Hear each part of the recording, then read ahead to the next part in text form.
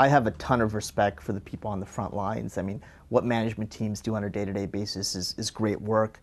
You often find when you're talking with them that they're under natural constraints, as we all are. One of those in a public context is delivering quarterly earnings. They're often under capital constraints, where if they had more money, they would do something differently.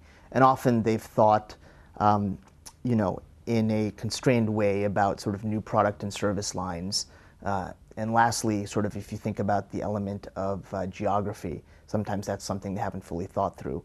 And so what I've found is when you sort of go into each of those areas, if you take a step back and say, hey, we have a great set of assets, but if we could really invest for the long term, if capital wasn't a constraint, if we could invest in new products and services, how could we add value to our customers?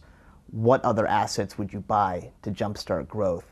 And you know, how can we use global delivery as a sort of lever for operational improvement, and what new markets can we access? I find sometimes, you know, we're very lucky in our business to kind of be able to ask those second and third order questions and be able to energize a management team and get them thinking again about, you know, why they love their business so much and what the great growth opportunities are.